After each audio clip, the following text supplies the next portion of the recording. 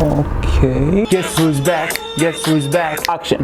اوكي قبل ما واحد يشمر اشياء على خليني اشرح لكم ليش كنت غايب اخر كم تريليون سنه. يعني الشيء الاول جتني فتره احتراق نفسي فظيعه، قررت بس اختفي من كل كوكب بس. وشغله ثانيه صراحه قمت ما عندي افكار، ما اعرف شنو اسوي محتوى، وحسيت هيك يعني ما عندي اي تاثير على المقابل. والشغله الثالثه والاهم اللي حرفيا هي فكره هذا الفيديو، اني ما جاي اعرف اتقبل اخطائي والفشل مالتي، وقد تبين هي نقطه بسيطه بس هي نقطه شويه معقده. اوكي خلينا شوي نوضح الامور. شنو تقصد حسن لما تقول اني ما جاي اعرف اتقبل اخطائي وفشلي؟ من ناحيه عقليه شخص يدور دائما يعني للسعي نحو المثاليه والسوالف، جايه من بيئه انه اوكي نريدك شخص مثالي وعامل متفخر بيه قدام القرايب وقدام المجتمع والسوالف، واذا طلعت 98 لازم تطلع 99 لان هيك انت مو كافي وانت لازم. اعتقد فهمتوني، ما احتاج اكمل. ومن داخل دماغ شخص عنده هاي العقليه تحس نفسك انه اوكي تريد انه تسوي كل شيء مثالي باي شيء، يعني سواء انه باي مشروع، سواء اي فكره، اي عمل فني، تحس نفسك انه اوكي لازم تسوي كل شيء 100 ولازم ما تخطأ والاغلاط مالتك تضوج منها، وتريد تمسح كل شيء وتبلش من جدول جديد. هاي دائما تجينا هالفتره، يعني على امل انه حتكون هاي البدايه المثاليه الموعوده اللي بداخل دماغك. اوكي هاي العقليه كلش مريضه، يعني لو ابدي احكي بيها من على الصبح ما راح اخلص، ومخطط اسوي يعني سلسله فيديوهات كامله عليها، لانه هاي العقليه كلش متشعبه وموجوده عند كل هواي ناس. يعني اهالينا كنا نريد اطباء مهندسين، وتعال نريدك تكون احسن من ابن عمك، وبقيت العقليه جذرت منها العقليه. راح اسوي كل شويه فيديوهات واحد بعدين. بس خلينا نحكي على فد مشكله اللي هي وحده، اللي هي تقبل اخطائك وانه تقبل الفشل مالتك، لان هالمشكله صدق صعبه لما تجيك تحس نفسك انه اوكي الماضي مالتك مو مثالي، وزين لازم باي ذا واي الشخصيه اللي دائما تصير عقليتها مثاليه تحاول تسيطر على كل شيء، على الماضي، على الحاضر، على المستقبل، تحاول تسيطر على كل شيء، تحاول انه كل شيء لازم يكون تحت السيطره، والسيطره تحت الامور، بس تكتشف انه الامور تحت السيطره.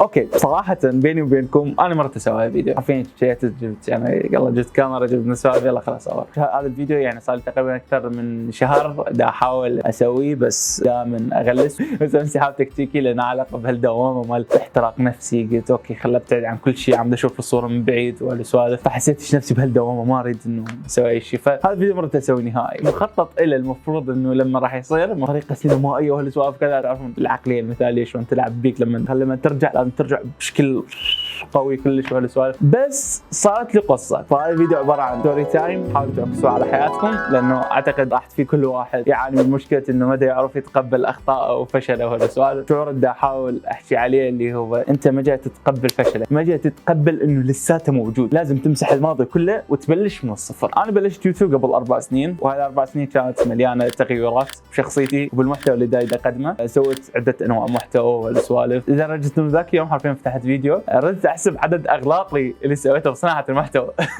فهذا الفيديو فكرته جميع المحاولات الفاشله مالتي بصناعه المحتوى. من كثر ما ضجت فد ليله من الليالي ضجت كلش من عندي ماضي مليان اغلاط ومليان فشل والسوالف. والفشل اللي اقصده يعني انه انا صار لي 4 سنوات باليوتيوب، ليش ما منزل مثلا باستمرار؟ هذا يعتبر مثلا فشل. ليش ما مثلا كان عندي فد كواليتي معينه لازم اتطور بها مثلا؟ هذا فشل اكيد. يعني هو تطور، جزء من التطور، بس يعني دا اقول لكم داخل عقليتي شنو اللي دا يصير حاليا. كلش ضايج من سالفه انه انا عندي هاي الفيديوهات القديمه، فقررت انه اريد امسحهم كلهم، امسح كل الفيديوهات والسوالف وابلش صفحه جديده عسى ان تكون يعني في شكل جيد وفي كواليتي جيد. عقليتي دائما تقارن بالناس اللي مبلشين قبل وكانت بدايتهم كل شيء قاقيه، لو كانت بدايتهم حتى لو سيئه بس هم كانت اوكي كل شيء قاقيه اكثر من بدايتي والسوالف. فحسيت ان دائما بدها تقارن بدايتي وبدايتهم والسوالف، بدي افكر انه لازم امسح كل شيء والسوالف. دائما عقلنا لما تجي المشكله، هذا الوسواس مالتنا مال البحث عن المثاليه، لما تجيك دائما يحاول يلقى لك دليل عم تصدق انه هذا الصوت حقيقي. فدورت فيديو باليوتيوب should I delete my old videos، لازم امسح فيديوهات القديمه. كان بالي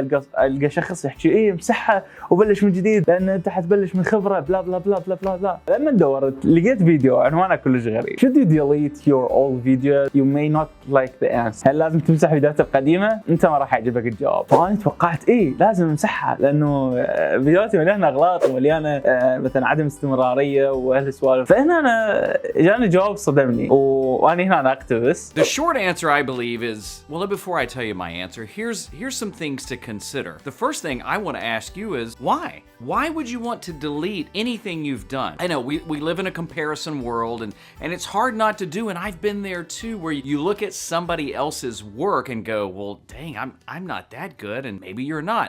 But you do bring something to the table that nobody else has, and that's you. ليش امسح الماضي مالته وليش امسح الفيديوهات القديمه مالته؟ وبعيدا عن الفيديوهات مالتي تماما، بس هالمرحله اعتقد يمر بها كل شخص يريد يمسح كل شيء سواه غلط والسوالف بس يدومه بالكنترول وينسى انه هذا جزء من وقته وجزء من حياته وجزء من الرحله مالته نفسها. احنا دائما راح نسعى للمثاليه بالاشياء اللي دائما نقدمها ونسويها باي شيء، يعني بالانترنت، بالشخصياتنا، بالواقع، باي شيء نسويه، باي بروجكت نسويه. فاذا دائما سعى للمثاليه يلا اوكي دائما عقلك يقول لك يلا امسح كل شيء وبلش من جديد، امسح كل شيء وبلش من جديد، امسح كل شيء وبلش من جديد، امسح كل شيء وبلش من جديد. فانت ابد ما راح تتطور، انت راح تبقى دائما انه حتعيد بنفس السايكل وتبقى بنفس النقطه وما راح تتطور، ما راح توصل للمكان الخنفشاري اللي انت تريده. فهل لازم تمسح الماضي وتبلش من جديد وجديد بدون اي اغلاط وبدون اي شيء؟ فالجواب لا.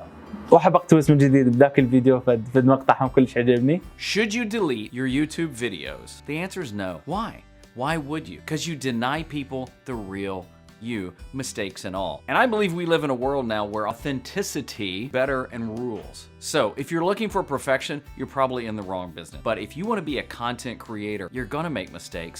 So the best you can do is push forward and give yourself some grace to shine. And I bet people will fall in love with the real you. بالوقت اللي كملت بهذا الفيديو حسيت شعور غريب. هذا الشخص متقبل اغلاطه، متقبل الفشل مالته، متقبل كل شيء. شلون واحد واصل لهالمرحله لدرجه يخطأ خطأ وما يجي هذا جلد الذات الرهيب او ما يجي هاي العقليه المثاليه اللي تسوي لك شيء تفكير مفرط انه اوكي ليش سويت هالشيء، ليش ما سويت شيء احسن، ودائما يجينا التفكير ليش الا انا يجينا التفكير، او بعض الناس يجيهم التفكير وبعض الناس لا. بلحظات من الفضول كتبت لي تعليق على ذاك الفيديو انه شلون واحد واصل لهالمرحله انه لدرجه انه يكون متقبل نفسه 100%. هذا اني، هذا اغلاطي وطز بالعالم اللي ما راضي، اني هاي اغلاطي وانا كلش فخور بيها وانا دا اتطور بيها. فهو رد صراحه يستحق الذكر بهذا الفيديو. قال لي ما كذب عليك، هالمعركه مستحيل تنتهي، هاي المعركه جزء يعني من الانسان نفسه، انه لما يسوي اي شيء حرفيا هذا فشي كلش حلو اللي سويته، بعدها بكم ثانيه ترجع تقول يمكن ما كان هالقد حلو. انا شلون تخطيت هالمرحله؟ قال انا كنت مؤمن جوايا كلش انه الله خلقني على مود اصنع اشياء، مثلا محتوى، اصنع فن، اصنع فد رساله، اصنع تاثير على المقابل والسوالف، وانا دا اسوي اللي اقدر عليه وما جاي اهتم بالاشياء اللي ما جاي اقدر اتحكم فيها. قال لي بالنسبه لك اتمنى لو تعوف الماضي ترجع تكمل تسوي محتوى. قال لي اوكي بعض الفيديوهات ما راح تعجب، بس اكو واحد على الاقل راح يعجب الفيديو. خلاني افكر كلش هوايه انه ليش دا احاول انه اثر على الكل، انه مستحيل اقدر اثر على الكل بصوره ايجابيه. اللي اقدر عليه انه اسوي فيديو وبلكي انه شخص ما دار مدار الكاميرا ممكن يستفاد ولو حتى شويه. صراحه حشيت القصه او ما اعتقد هواي ناس حيتاثرون بهالشيء، بس راح اوجه رساله لهذا الشخص الواحد اللي ممكن تفيده. كلش طبيعي انه تخطأ، كلش طبيعي انه تفشل، كلش طبيعي انه يكون عندك ماضي لعب النفس، لازم تكمل. اوكي قد ما راح يعجبك هذا الماضي، بس اكو شخص واحد راح يتاثر بقصتك، راح يتاثر بالشيء اللي تسويه، راح يعتبرك قدوه بالحياه مالته. فارجوك كمل، ارجوك لا تهتم بهذا الصوت مال المثاليه وانه لازم انت تكون كامل 100% ولازم ما عندك اي اغلاط. صراحه الاشياء اللي نشوفها عن النت كلش رهيبه، انه هاي الاشياء البراقه كلش غالبا تكون مقطعه البارتات السيئه منها وباقيه بس الاشياء الواو كلش والسوالف، فمبينه انه حياتهم مثاليه والسوالف. مو شرط ان تكون احنا حياتنا مثاليه عشان نقدر ناثر وباي شيء تسويه، سواء تصنع محتوى، سواء ترسم فد رسمه معينه، سواء تفتح فد مشروع معين، سواء تسوي اي شيء. حرفيا كل جانب من جوانب الحياه ممكن الانسان انه يفشل ويتطور ويتعلم، فكلش طبيعي. خلي هذا جزء من رحلتك، جزء من قصتك. الماضي مالتك هو فد شيء يقويك اكثر ما هو فد شيء يحبطك، ولازم انه تمسح كل شيء وتخليه فد صفحه بيضاء. واكو شعار بحياتي راح ابدي استخدمه من نوغات دائما، ابدي شخبط. اكو فد صديقي لي رسام، قلت له فد يوم انه هل فد يوم تحس انه انت ما عندك اي وهس ترسم شغله او يجيك هذا الارت بلوك اللي تلزم قلم مدفع تعرف شلون ترسم؟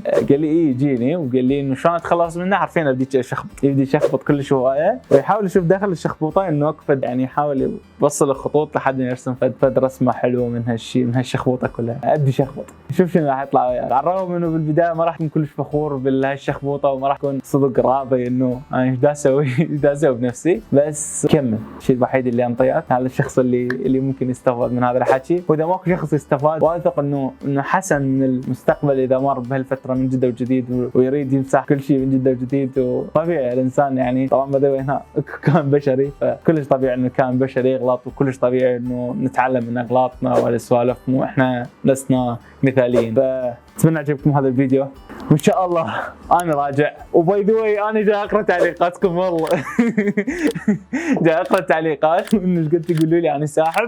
كل واحد كتب لي تعليق، كتب لي مسجات، تواصل وياي قال لي صار له قاطعها من يوتيوب. انا كلش ممتن لكم، وبس الصراحه نشوفكم فيديو جاي. كل الحب لكم، لا تنسون يعني تشيرون هذا الفيديو للشخص اللي يهمه صدق هالموضوع. السلام.